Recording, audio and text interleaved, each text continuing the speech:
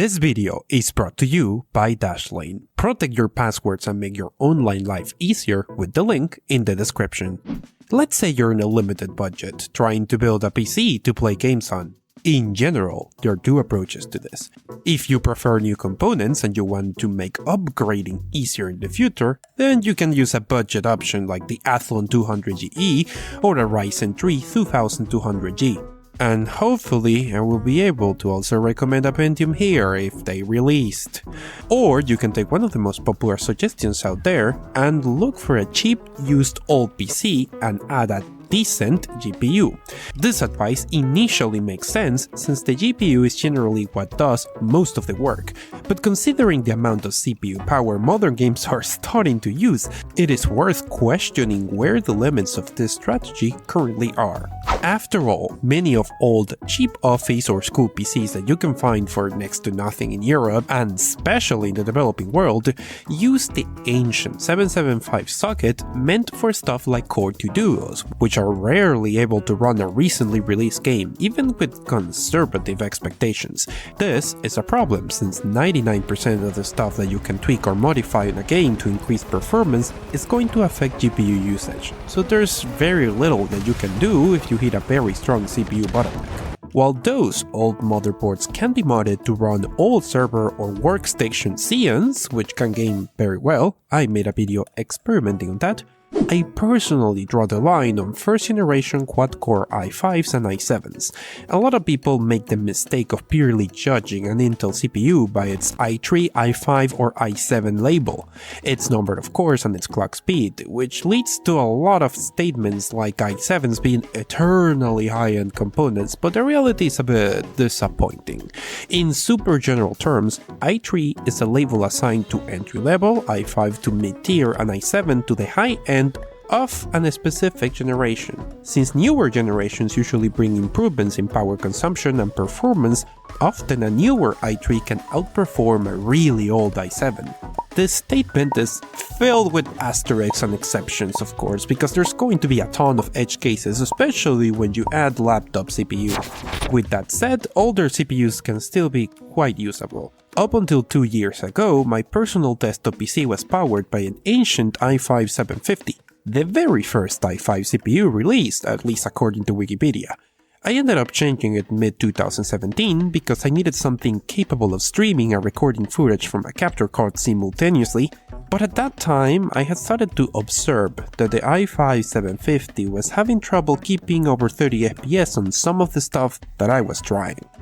But what if we stay roughly around the same generation, but try an i7 rather than an i5? I recently came into possession of an interesting set of parts. 6 GB of Chinese DDR3 RAM in triple channel configuration, which is a thing I had heard of but never seen, an old Gigabyte motherboard with triple channel RAM support, which again is an interesting oddity, but most important, an i5 950. The 950 was the fourth i7 ever released, part of the Bloomfield family with a 45nm lithography process, which looks enormous compared to what current CPUs are being built with. I got this all used for €50, less than the price of a single Athlon 200GE, and since 6 gigs is the bare minimum I think I can get away with for recently released titles, that means that the only major component missing for an interesting build were a cooler and a GPU. And that begged the question, was this a good idea in the first place if I wanted to try bigger games released somewhat recently? I paired this with the cheapest compatible cooler I could find in Amazon, a small GTX 1050 that is pretty capable without requiring extra power cables or a more competent power supply, and I started experimenting. The recently released Far Cry New Dawn was a good place to start, since it includes a pretty good benchmark tool.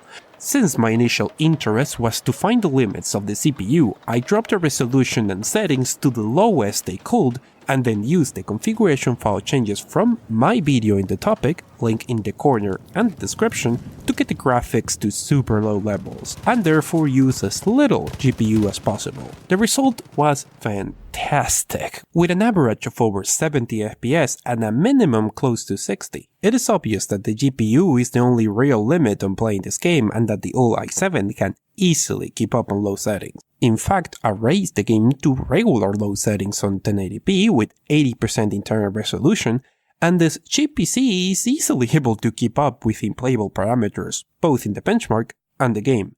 As you might notice, like a lot of modern games, low settings looks pretty good, so you can easily enjoy the game on this setup.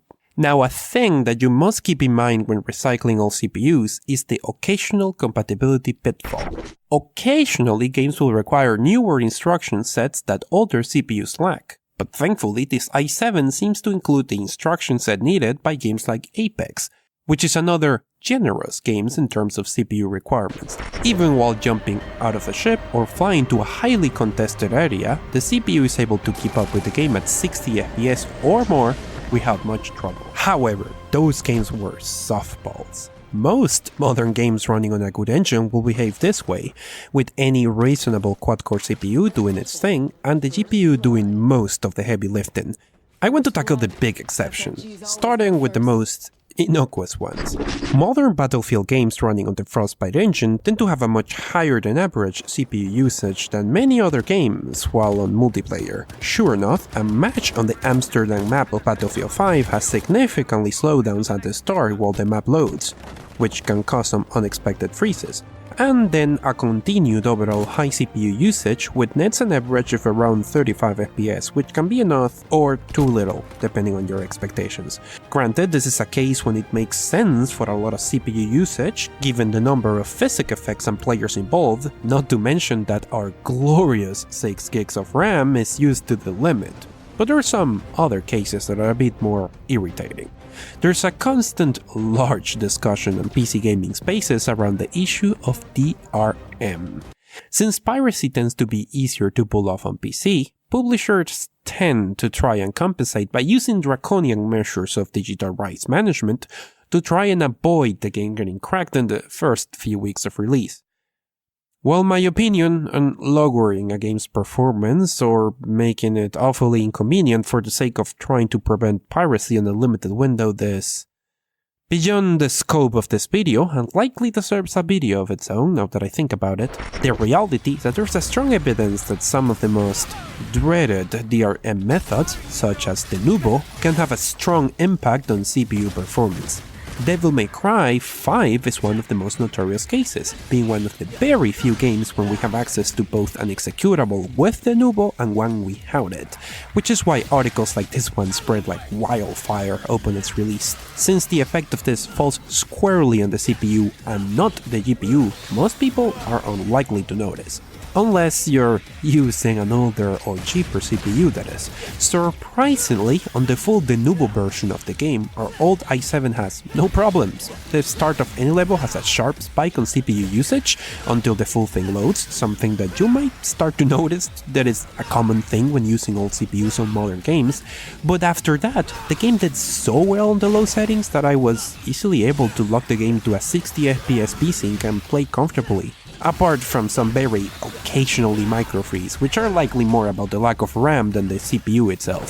The real big test here is the latest Assassin's Creed games. Now, there has been a lot of discussion regarding the DRM of these games. Experts on the cracking scene claim that bad implementation of two separate DRM measures causes massive CPU performance issues of this game, something that Ubisoft denies. While I do not nearly have the expertise to claim this as a fact, the reality is that for one reason or another, these two games have the most tremendously high CPU usage I have seen on any game I have tested on this channel ever, especially when you consider this is a single-player game we're talking about.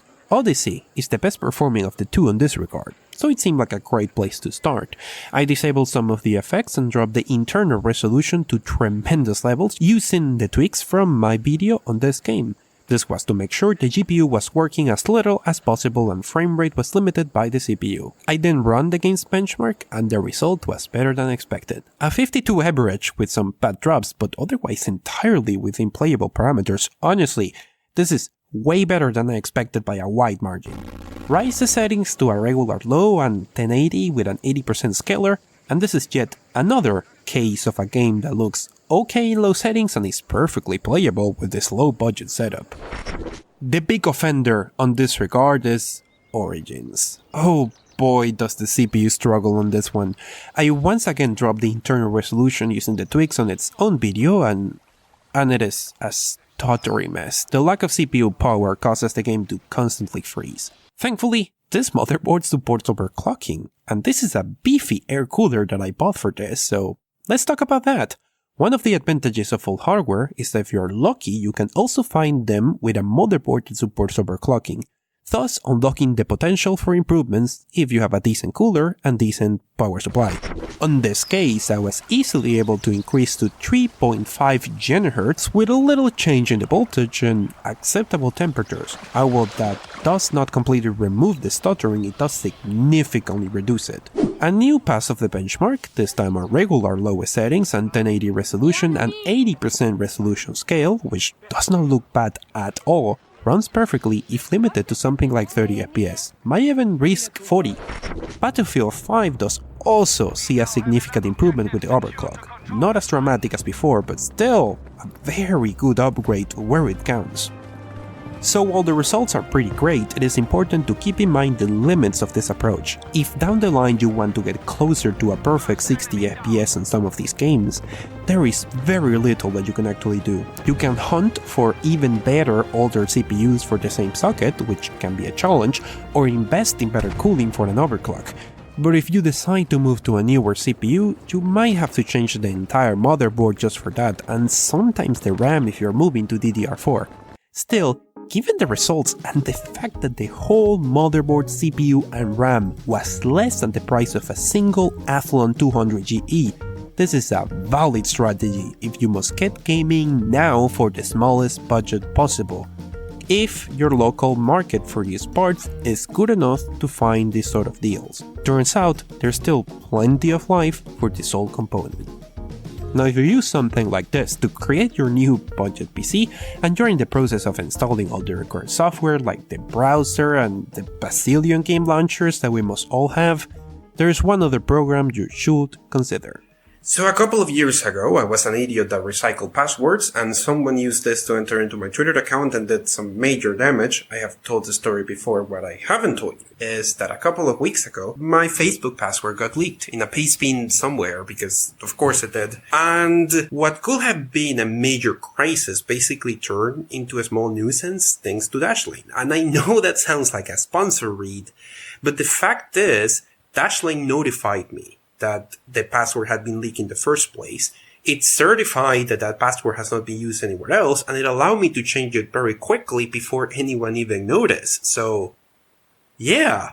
Dashlane helps generate unique passwords for all your accounts and auto-completes all websites, so being safe does not turn into a chore.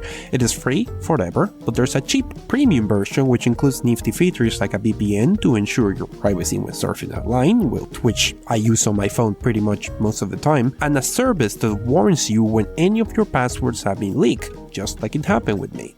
It's only 3.33 euros a month, but the first 200 people that use the promo code LowSpecGamer get 10% off Dashlane Premium. So if you want to sleep calmer and support the channel, check them out in the link in the description.